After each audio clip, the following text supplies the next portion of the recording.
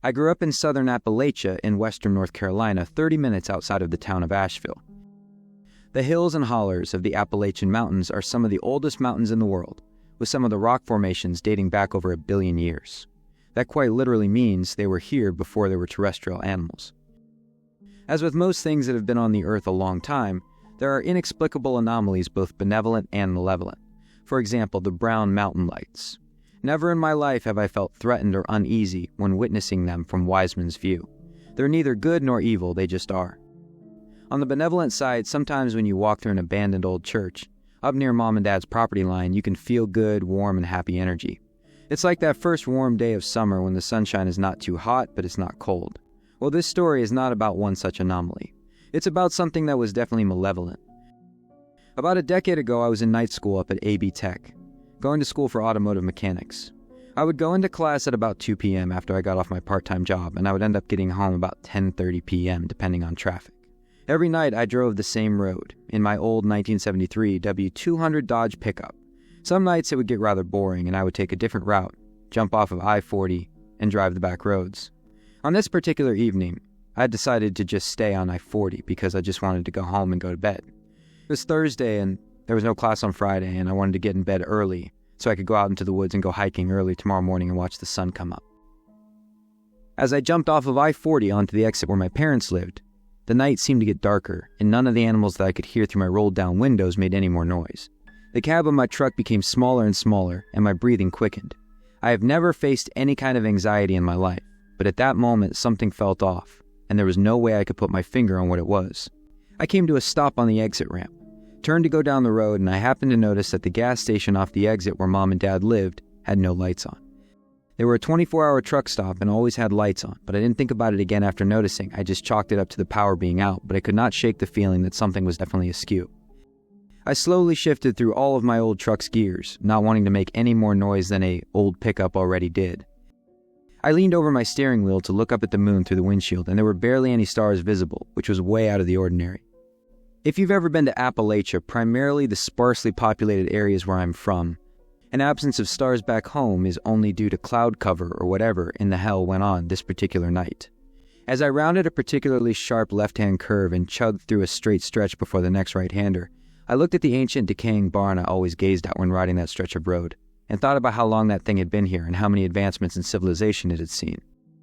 For the split second that my gaze wandered, a very large, sickly-looking dog ran out in front of my truck, no more than 10 feet in front of me. Old Betsy was a good truck, but she didn't stop well. Thump, thump. I heard the fence posts I had left in my truck bounce up out of my bed and then back into it as I slid to a stop. My first thought was, oh God, now I have to go tell these neighbors that I ran over their dog. That shit doesn't go real far with people around here. It can really kind of set them off depending on the dog and the person. As I sat there breathing in the smell of burning rubber, something else found its way into my nose. The stench of rotting flesh. It's not a smell you ever forget once you smell it just one time. I didn't pay much attention to it at the time, I just chalked it up to some rotting roadkill nearby. Finally, I thought to myself, let me go check and see who this dog belongs to. I pushed my clutch in, shifted to reverse, and as I looked in my rearview mirror, illuminated by the haunting glow of my reverse lamps was the same dog, only it wasn't on 4 legs anymore. It had stood up like a man well over 10 feet tall. Only then did it dawn on me that the front of my truck was every bit of 5 feet tall. And this dog was every bit of 5 feet tall at the shoulder on all fours. As it turned its head to look in the direction of my truck, I caught only a glimpse of this creature. It was not a dog, it was not a man, it was somewhere in between and at the same time entirely separate and altogether. Its skin hung loose off of its emaciated and thin frame like a raccoon.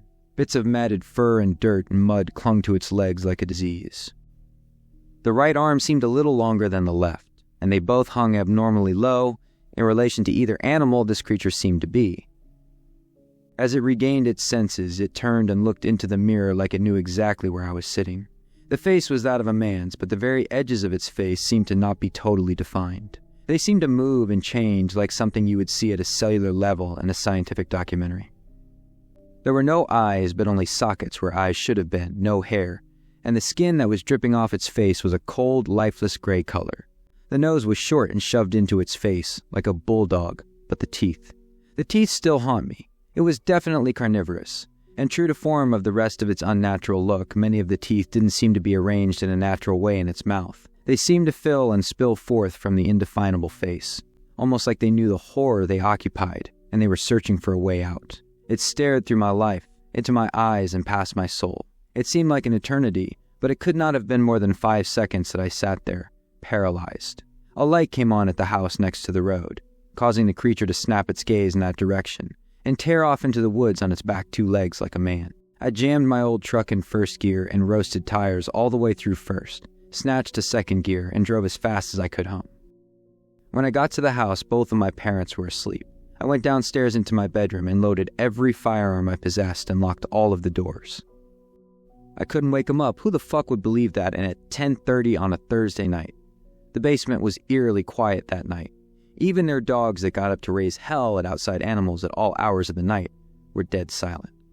The old post and beam house didn't even creak or pop that night, as was usual. At about 3 a.m., I started to finally get drowsy, and as I went to lay my head down to get some sleep so I could still attempt to go hiking the next morning, I smelled the stench of death again. It was faint at first, but it was definitely there. I thought to myself, you're just going crazy, none of that shit was real. But as I dwelt on it, it became more and more noticeable until it filled the entire basement. My dad has a home office in the basement with 2 large glass doors that face Pisgah National Forest, an impenetrable 500,000-acre woods. I finally worked up the courage to walk out of my bedroom and into the basement living room with my little tactical 12-gauge loaded tack light on. I covered the flashlight with my hand so as not to make my presence known until I need be, and as I turned right out of the living room into my father's office, I shined a light through the glass doors, and at the edge of the woods, there stood the creature. It was motionless. It stared right into the light, unafraid, with those soulless sockets devoid of eyes. I quickly covered my tactical light, ran into the living room, flipped on the outdoor floodlights, and to my surprise, it was no longer standing at the edge of the woods, but between the house and the edge of the woods, still motionless. I swung the door open and fired every round I had in its direction. I must have scored a couple of hits because it screeched an unearthly scream, like that of a woman being slaughtered as it took off into the woods. The dogs went crazy. Mom and Dad woke up asking me what the hell I was doing. I told them that a bear had gotten into the trash and I was scaring it away. They didn't believe me, but I knew they wouldn't believe the truth either. I didn't sleep that night, or any time until the following Sunday. Everything seemed to return to normal, and I didn't think about the creature again until I met my wife about 6 years later. Her mother's house sits at the mouth of the holler, no more than 4 or 5 miles up the road from my mother and father's. Up on the side of the holler there are kennels for her brother's hunting dogs, no longer in use and haven't been in years, but the fence is still there and the concrete pad is still there. It's a thing of great use when you need to quarantine an animal. Her Great Pyrenees had gotten into a tussle with a raccoon, which of course he destroyed, but his rabies vaccination had lapsed, so we had to keep him quarantined for a time. It didn't bother him, he kind of likes solitude.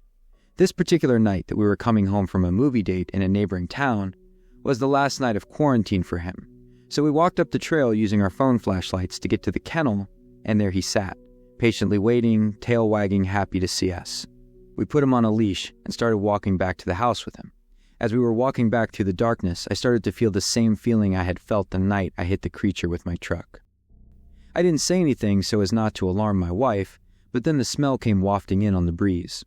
She jokingly asked me, "My God, what did you eat?" "You stink." I half-assed laughed, not being able to fully appreciate the joke for the horrors that raged within my mind. She immediately caught on and asked me what was wrong, to which I could only reply, "I'll tell you later." She grew up in the woods and around hunting and things of that nature her whole life, so she knew what I meant. She knew we were being watched by something. When we could see the lights of the house from the trail to the kennel, we heard it. There came barking from the kennel that sounded just like the Great Pyrenees we had on a leash next to us. It was a perfect imitation. The Pyrenees, being a guardian dog, immediately sensed that something was wrong, and so he turned to face the danger, belting out deep barks and growls in that direction. I don't know if you've ever had to drag a 150-pound dog, but it sucks and is no easy task. I'm 6 feet tall and 240 pounds, and it was all I could do to get him back to the house. The barking never stopped the entire time we were running towards the house. In fact, it seemed to grow closer and closer until it seemed it was coming from inside my own head.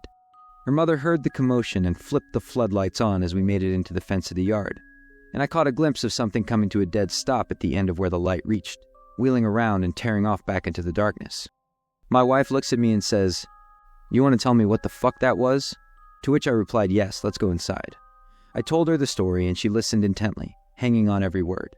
Her family came from a long line of granny witches and other supernatural healers of the Appalachians, so her older sister came over the next morning with some herbs and chants to bless the property and to ward off evil. I suggested we go up to the dog kennels and do them as well. When we got to the kennels, they were completely destroyed. The very concrete foundation was cracked, and the chain-link fence was torn off of its posts. The dog houses were destroyed, and the place reeked of the stench that followed the creature. My wife's older sister just went about her business like normal, blessed the place, burnt some herbs, and let us back into the property. When we got in the house, she wheeled about on us suddenly and instructed us very firmly to never go into the woods after dark. Not until this thing left me alone. To make a long story short, my wife joined the military and she ended up getting stationed in Delaware. Well, as someone who's lived around fairly large mountains and endless wilderness their entire life, Delaware is pretty terrible. At least that was my thought when we first moved into the middle of a 50,000 plus population city. Fortunately, though, it didn't take us long to find a house in a sleepy little community further south. We purchased the house and moved in with haste.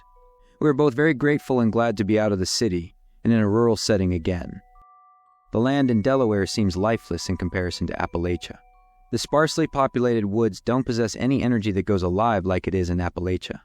Having not thought about the creature in a long time, I resumed my staying outside after dark and playing with our dogs in our rather large yard that borders a small patch of woods. Well, last night I went outside to play with the dogs, and as dark set in, I built a decent-sized fire in my fire pit and consumed some good old-fashioned Appalachian mountain cough syrup from a mason jar. And just as the fire was dying down, my American bulldog tore off towards the woods. He has a habit of running off to go on adventures, so my immediate instinct was to chase him down in the yard and tackle him so he could not get away. As I tackled his 110 pounds ass to the ground and threw him in a fireman's carry over my shoulders, I heard him begin to bark. Only the bark was not coming from him. The only sound coming from him was a deep, rumbling growl, a noise I've never heard him make. It was a threatening noise, something was definitely wrong, and as I ran with him on my shoulders back to the house, the stench of death again began to fill the air. The two other dogs must have caught wind of what was happening, and met me at the back door, which I threw open, slammed shut, locked, and again loaded my fire herbs. How the hell could this thing have followed us 650 miles up here? As I flipped my floodlights on, at the back side of my house, several of the bushes and small trees at the forest's edge were still shaking like something had just run through them. My dogs went crazy all night, barking and howling and attempting to get out the windows. I didn't sleep a bit, and I don't think I will for a while. I know for sure I won't be in the woods after dark ever again in my life, not until this thing is gone. If you enjoyed this video, don't forget to subscribe for more chilling stories. Hit the like button and share your thoughts in the comments below. And if there's a story you want me to cover on the channel, comment down below. You might just hear your suggestion next time.